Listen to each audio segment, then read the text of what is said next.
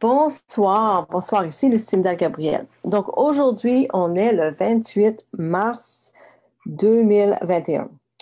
Aujourd'hui, je vais partager la vraie évangile avec vous. J'ai eu plusieurs demandes récemment pour partager ça avec vous. Donc, c'est ce soir que j'ai ça sur mon cœur parce que même encore cette semaine, j'ai entendu parler des gens qui se comparaient aux autres, puis ils disaient, ben moi, je ne suis pas si pire que ça et tout ça. Mais il faut comprendre une chose, que c'est pas comme ça que ça fonctionne. Il y a beaucoup de gens qui croient qu'être une bonne personne, c'est assez, que faire des œuvres, c'est assez pour entrer au ciel. Ils se comparent aux autres, puis ils disent, bon, ben moi, je ne suis pas si pire qu'elle parce qu'elle a tout fait ça. Mais ça ne fonctionne pas comme ça. Je vais vous expliquer c'est quoi les règles. Donc, il y a des règles comme dans un jeu d'échecs, par exemple. Donc, une personne bouge, l'autre bouge. Une autre personne bouge et là, chacun leur tour. On ne peut pas jouer comme 3 fois comme ça parce qu'il y a des règles. Alors, moi, ce que je veux vous expliquer par rapport à ça, c'est que il y a des règles et Dieu, lui, a fait son move. Okay? Il a déjà fait son move. Et là, c'est à notre tour de faire notre move. Et si Dieu a fait son move en envoyant son Fils Jésus-Christ, c'est à nous de se repentir de nos péchés. C'est ça le move que vous devriez faire maintenant. Puis une fois que vous vous repentez de vos péchés, le Seigneur, il vous donne un nouveau cœur. Après ça, vous vous faites baptiser, immersion dans l'eau. Ensuite, le Seigneur envoie son Saint-Esprit et vous recevez le don des langues. Donc, il y a un processus. Et ce que les gens ne comprennent pas, c'est que le problème sur la terre présentement, c'est le péché. Et beaucoup de gens sont voilés, c'est même écrit dans la Bible que les gens sont voilés par rapport au péché. Et c'est ça qui nous empêche vraiment de connaître la vérité, c'est ce voile-là. Donc, moi, je vais vous partager cette vérité-là avec vous ce soir, exactement ce que la Bible raconte du début de la Bible à la fin. Mais il faut comprendre une chose, que le problème, c'est le péché. Donc, si moi je peux, par exemple, c'est quoi le mot? Mentir. Je peux mentir à un enfant, puis il n'y a pas de grosses conséquences. Mais si je mens à mon mari, il peut me divorcer. Si je mens à mon boss, il peut me renvoyer. Si je mens devant un juge, il peut me mettre en prison. Donc, le péché, c'est le même péché, mais ça dépend envers qui on le fait, le péché. Donc, plus que la personne a d'importance, plus que les conséquences sont graves. Donc, un jour, nous, on va être debout devant un Dieu qui est parfait, qui n'a pas de péché, qui est saint, et nous, on va être jugés devant lui. Donc, si on a menti, c'est pas grave envers les autres, mais envers Dieu qui est parfait et qui juge, on va être coupable. On va être coupable envers lui. Donc, lui, il va faire un jugement sur nous. Donc, il faut comprendre que il ne faut pas se comparer aux autres personnes, il faut se comparer à un Dieu qui est parfait. Parce que c'est écrit dans la Bible, puis même les catholiques le disent dans leur prière, qu'il va revenir pour juger les vivants et les morts. Jésus va revenir pour juger les vivants et les morts. Donc, le péché, c'est ça qui nous sépare de Dieu. Donc, comme j'ai dit, vous pouvez penser peut-être que je ne suis pas si pire que ça, mais Jésus a dit que dans l'Ancien Testament, c'était écrit que vous ne commettrez pas d'adultère. Mais Jésus a dit que si vous regardez une autre personne avec le désir simplement dans vos yeux, dans votre cœur, vous avez déjà trompé votre femme ou votre mari dans votre cœur. Jésus a dit, c'est écrit dans l'Ancien Testament, que vous ne tuerez point. Puis Jésus a continué, puis il a dit que si vous avez de la colère envers votre frère, vous avez déjà commis le meurtre dans votre cœur. Donc, vous voyez comment Jésus a élevé le standard beaucoup plus que Dieu dans l'Ancien Testament. Et personne ne peut rencontrer son standard euh, à part des dans Christ. Tu sais. C'est seulement Jésus qui peut nous aider à nous libérer de ces péchés-là, de nous sauver de nos péchés. Donc, si moi, je prendrais une photo ou une vidéo de votre vie aujourd'hui, et là, je mettrais ça sur l'écran en arrière de moi, puis cette vidéo-là, ce ne serait pas juste tout ce que vous avez fait dans votre vie, mais tous les sentiments que vous avez eus, toutes les pensées que vous avez eues, tout ce que vous avez fait dans la noirceur, que vous pensez que personne n'a vu, Dieu, le Père, il a tout vu. OK? Dieu a tout vu, ce que vous avez fait, ce que vous avez dit, ce que vous avez pensé, tout, tout, tout, tout, tout. Et si moi, je mettrais ça sur un écran en arrière de moi aujourd'hui, puis je montrais ça au monde entier, vous seriez gêné de ça. Et moi aussi, parce que personne n'est parfait. C'est écrit dans la Bible que personne n'est parfait euh, comme Jésus. Donc, qu'est-ce qu'on doit faire? Bien, je vais vous raconter euh, le vrai évangile de la Bible. Qu'est-ce que la Bible dit exactement? So, ça a commencé avec Adam et Ève. Donc, Adam et Ève étaient ouverts et ils marchaient dans le jardin avec Dieu. Et ils se promenaient dans le jardin, puis Dieu les a dit, vous pouvez manger n'importe quoi dans le jardin. Ça, c'est l'arbre de la vie et l'arbre de la connaissance du bien et du mal. Dieu a dit, vous pouvez manger de tout, tout, tout, tout, tout, mais mangez pas de l'arbre de la connaissance du bien et du mal. Un jour, Ève a désobéi parce que le serpent, le diable, est venu et euh, il l'a tenté et il lui a dit, ben, es-tu certaine que Dieu a dit ça? Parce que si tu manges de l'arbre de la vie et la mort, tu vas être comme Dieu. Donc, elle a été trompée par Satan. Donc, elle a mangé de l'arbre. Elle en a donné aussi à Adam. Et les deux, ils ont tout de suite ont été fermés à Dieu. Donc, vous voyez, ils ont changé, ils ont désobéi à Dieu. Et Dieu, parce que le péché nous sépare de Dieu. Donc, Dieu a dû les mettre en dehors du jardin et il a dû mettre les anges. Il a mis des anges devant les arbres pour les protéger. Puis la raison pourquoi Dieu a fait ça, c'est parce que si Adam et Ève auraient mangé de l'arbre de la vie, par la suite, le péché aurait vécu éternellement. Donc, c'est pour ça que Dieu, il a fallu sortir Adam et Ève du jardin. Et je dis souvent aux gens, si Dieu a sorti Adam et Ève du jardin à cause de leur péché, croyez-vous vraiment qu'il va vous laisser rentrer avec les vôtres? Non. Donc, c'est ça que je vais parler avec vous ce soir. Comment nous, on se met en règle avec Dieu. Donc, Adam et Ève sont sortis du jardin et sont fermés à Dieu.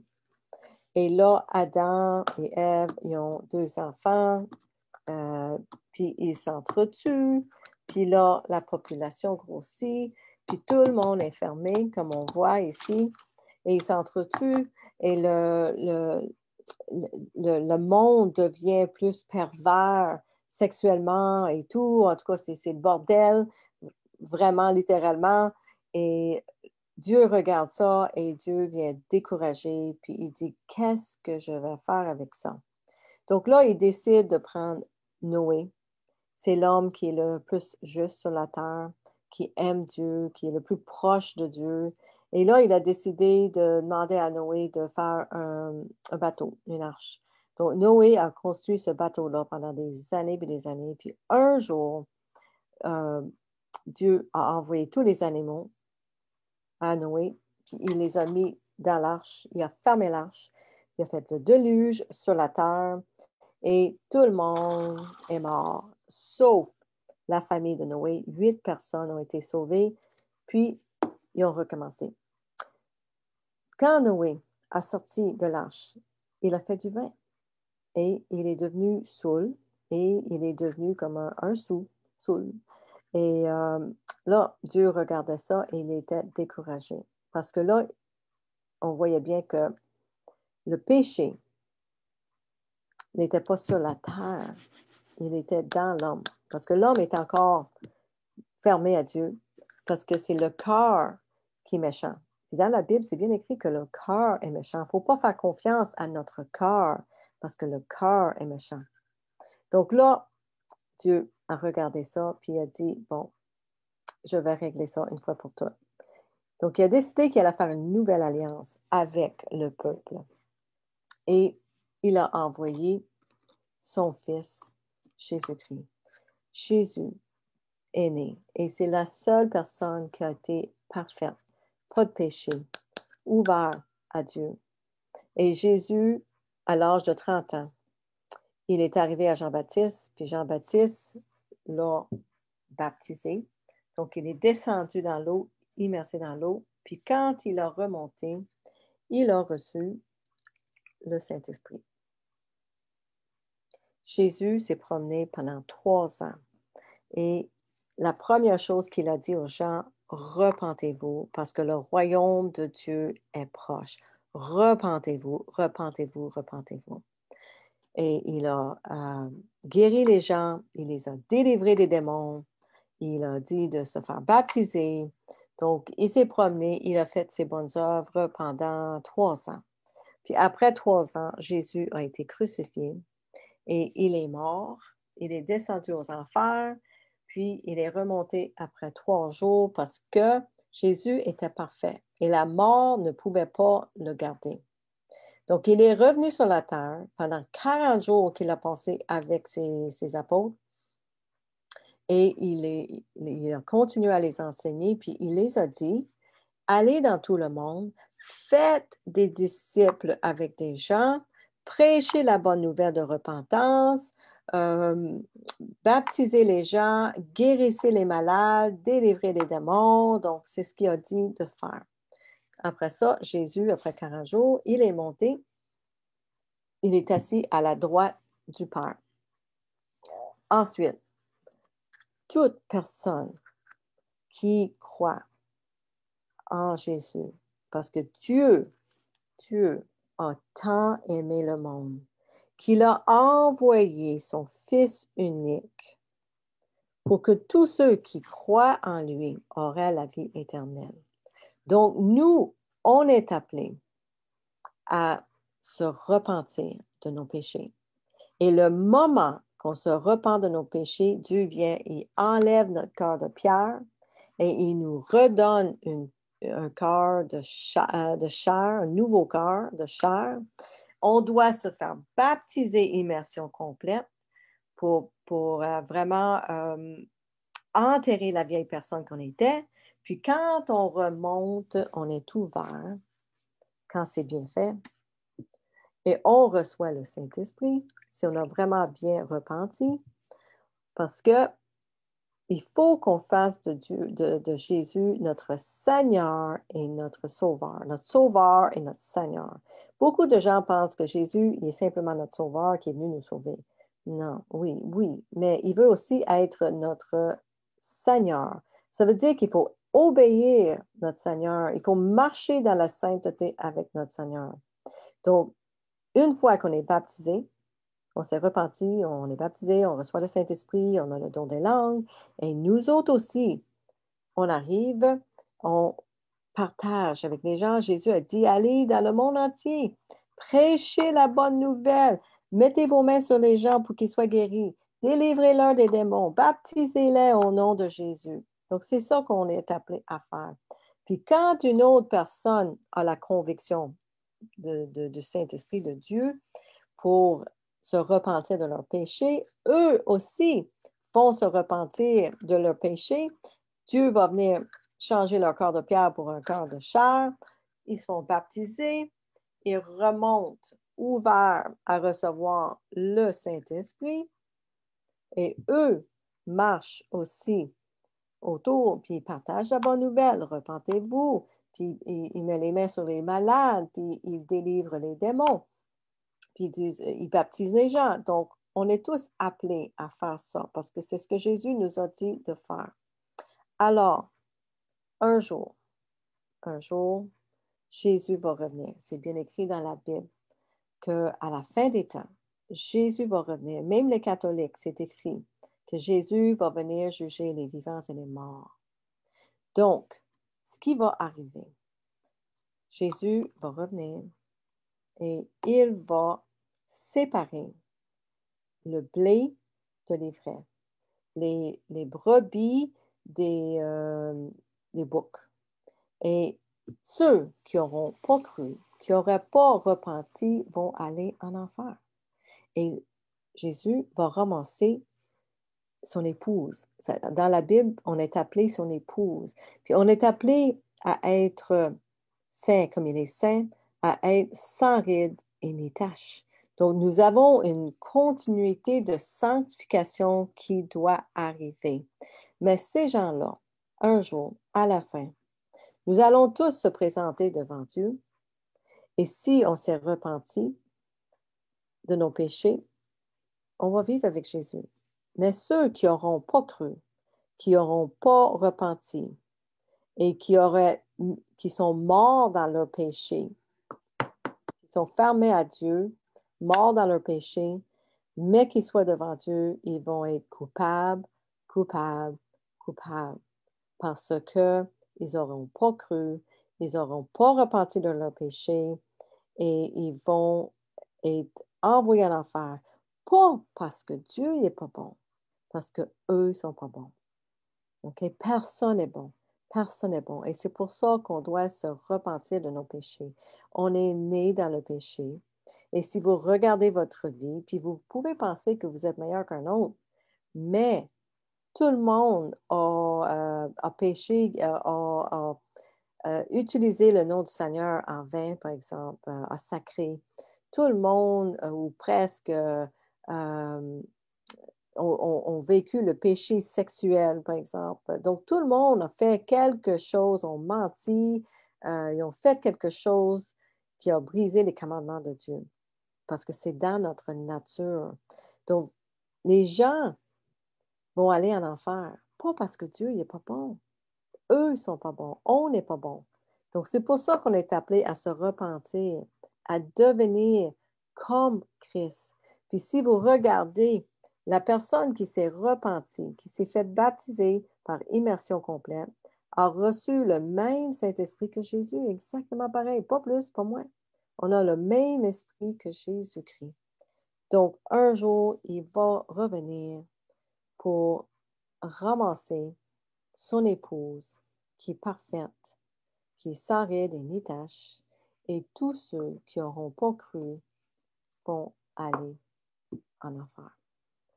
Et vous voyez que ça, c'est la simple évangile.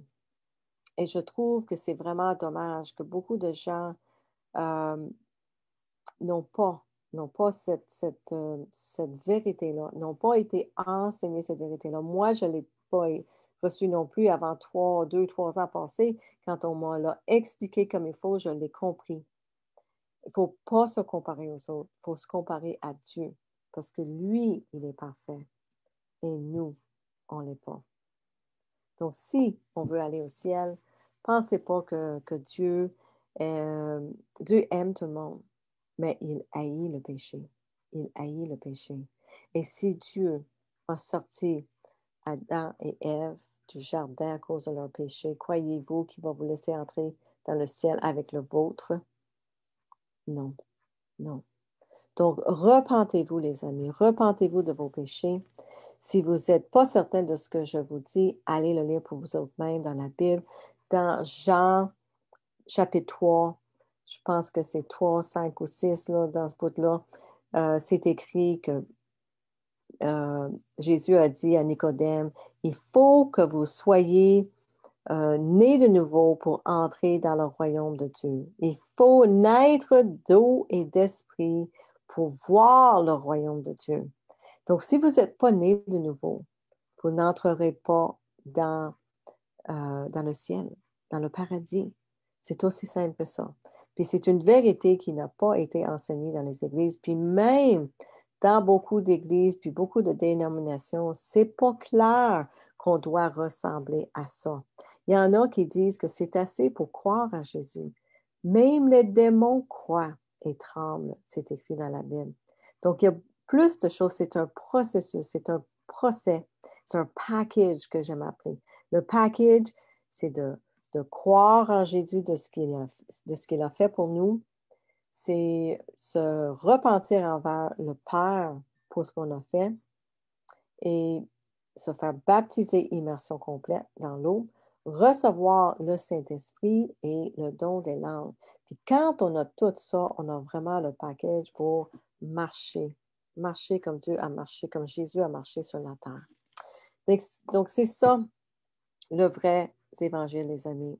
J'espère que ça vous a béni ce soir, puis que ça vous a éclairé sur la vraie façon d'entrer au ciel.